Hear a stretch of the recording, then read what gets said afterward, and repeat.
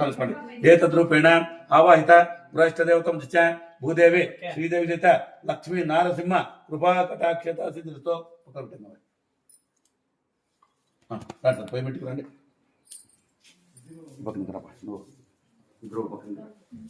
Sir దాన్ని కుడికాలతో తున్నుకొని ఈ పక్క పక్క ఇదేసేయండి.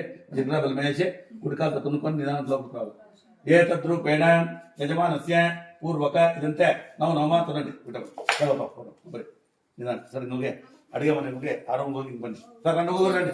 ఈ పక్క పక్క జిగ్రాబల్ వేస్తే ఓం నమస్తే శ్రీపూతే మహాలక్ష్మి ఆవాహిత దేవత ప్రీతం వరద విశేష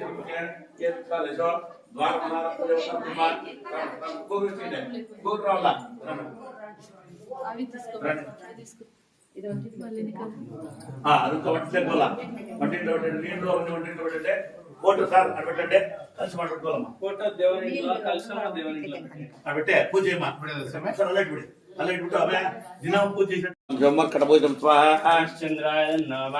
ఆప్యాయ సమేత విశేషం భావాసంగత స్వాహ నమశ్చంద్రాయ నమః ఆప్యాయ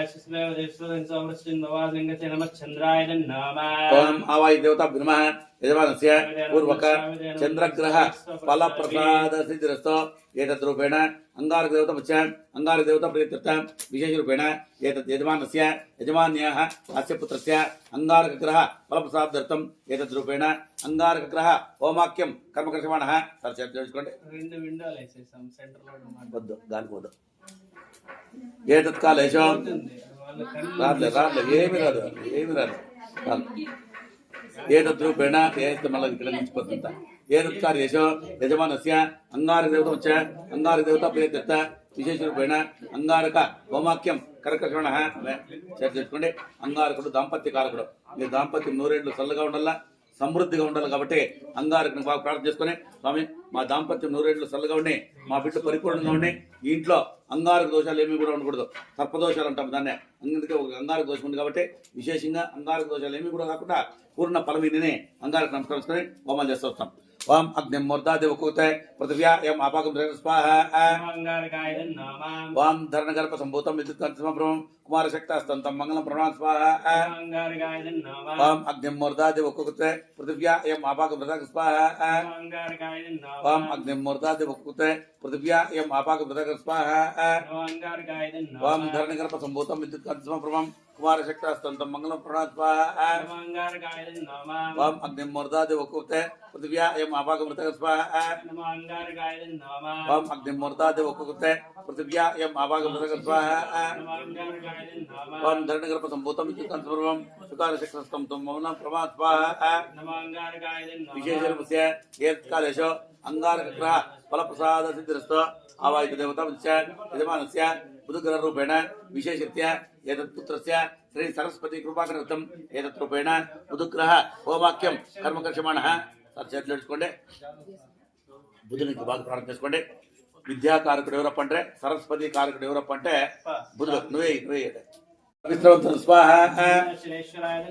ఓం షన్నో దేవీ రవిశ్యాపభవంతు పితయే షన్నో రవిస్రవంతం స్వాహ ఓం షన్నో దేవీ రవిశ్యాపభవంతు పితయే షన్నో రవిస్రవంతం స్వాహ ఓం షన్నో దేవీ రవిశ్యాపభవంతు పితయే షన్నో రవిస్రవంతం స్వాహ ఓం నీలాంత సమాభాసం రూపద్రమార్జం ఛాయామార్తాండ సంభూతం తుషే స్వాహ విశేష రూపస్య ఏతత్ ఆయుక్కారక శనేశ్వర గ్రహ ఫల ప్రసాదత సిద్ధిరస్తో ఏతద్రూపేణ యజమానస్య శనేశ్వర గ్రహ ఫల ప్రసాద సిద్ధిరస్తో అత రావుగ్రహ రూపేణ ఆవాహిత రావుగ్రహ హోమాక్యం కర్మకర్షమాణః. చేతుకోండి సార్. రాహు సర్పాలు, రాహుకేతులు సర్పాలు. అందుకే ఈ బుద్ధి కూడా పాములు కల్లో రాకూడదు. పాములు కల్లో వస్తే మనకి ఎవరికో ఎఫెక్ట్ ఉంది దీని లెక్క. కొడుకులకు కానీ బిడ్డలకు కానీ లేదా ఇంట్లో ఉండే వాళ్ళకి కానీ ఏందో ఒక రోగం వస్తుంది, లేకుంటే ఇంట్లో ఏందో ఒక బాధ అవుతుంది, లేకుంటే ఏమో ఒక బాధ మనకు వస్తుందనే తెలిసేదే ఇప్పుడు రాహుకేతులు. అందుకే రాహు యంత్ర మంత్రాలకు శక్తులు. రాహు ఏమైనా నీచంలోకి వచ్చి అంటే మనకు తిక్కపడుతుంది ఎప్పుడు కూడా. అందుకే ఎట్లా ఉండేవాడు కూడా ఒకసారి తిక్కపడిపోతాడు. కారణం ఏమంటే రాహు నీచంలో వచ్చేది. ఇవంతా సర్పదోషాలు. అందుకే సర్పదోషాలు పోలనే పొద్దున్నే మీకు చెప్తే సర్పదోషాలకు పోయేదానికి ఏం పంటే ఆవు తోకలో సర్పాలు ఉంటాయంటే ఎప్పుడు కూడా. ఆవులో 30 కోటి దేవతలు ఉంటారు. అన్ని 34 కోటి జీవరాశులు ఉంటాయి. 34 కోట్ల జీవరాశి జరిగే అన్ని దేవతలు కొలువైనది ఏకైక మార్గం అదొకటే ఆవు. అందుకే ఆవుకి కాలో చెయ్యి ఏంటి లెక్కలే, ఆవు కాళ్ళు అన్ని కాళ్ళు చూపే అన్నీ కూడా అంటే ప్రతి దీంట్లో కూర్చోడరు. అందుకే మహాలక్ష్మి గణపతి ఇద్దరు రాలేదంట, ఇద్దరు వాళ్ళు సోంబేర్లో ఈ లేట్ చేసినంట. అందరూ చేరుకోలే, మేము లేకుంటే ఈ ప్రపంచం లేదో చూస్తామని అందరు దేవతలు ఆవులేక చేరుకున్నప్పుడు వీళ్ళిద్దరు మాత్రం అవుతలేదు తెచ్చుకుంటుంట.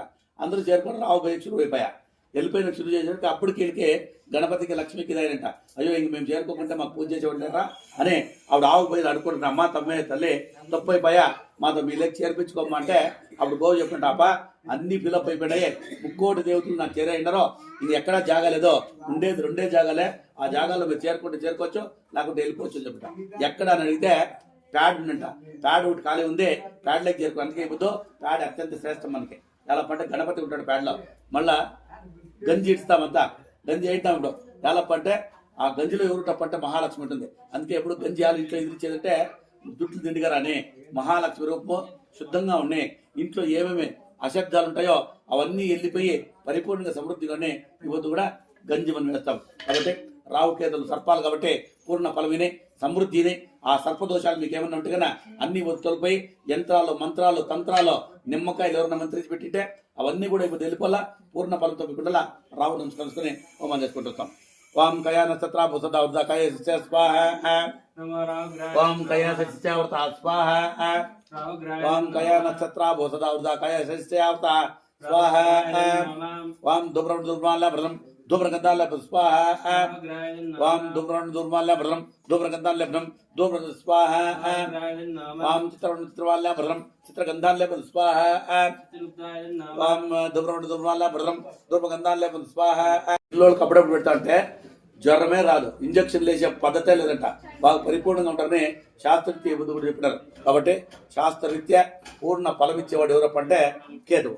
ఆ కేతు ఉండి నరదోపోళ్ళు ఏమన్నా ఉంటే ఆరోగ్యాలు లేకుంటే ఎవరన్నా ఇంట్లోకి రాని సమృద్ధిగా ఉండాలా, ఆరోగ్యంగా అవుతుంది పోలని చెప్పి రావుకు కేతుకు నమస్కరించుకుంటారు. వాం కేతుకొండలో కేతు వేపేసే పర్యాపేసే సముద్రజాయత స్వాహ, వాం కేతుకొండలో కేతు వేపేసే పర్యాపేసే సముద్రజాయత స్వాహ, వాం కేతుకొండలో కేతు వేపేసే పర్యాపేసే సముద్రజాయత స్వాహ, వాం కేతుకొండలో కేతు వేపేసే పర్యాయ అపేసే సముద్రజాయత స్వాహ, వాం కేతుకొండలో కేతు వేపేసే పర్యాపేసే సముద్రజాయత స్వాహ.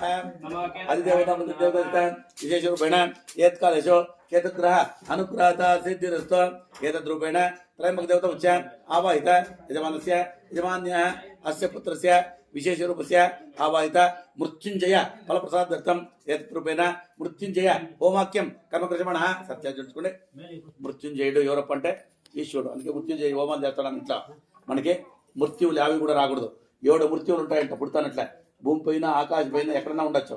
ఇవన్నీ తొప్పించేవాడు ఎవరప్ప అంటే మృత్యుంజయుడు ఈశ్వరుడు. అందుకే బెల్లం తెప్పించిన 5 దాంట్ల పైన ఉంటాడు, బెల్లం పైన ఉంటాడో, ఉప్పు పైన ఉంటాడో, నెయ్యి పైన ఉంటాడో, గుమ్మడికాయ పైన ఉంటాడో.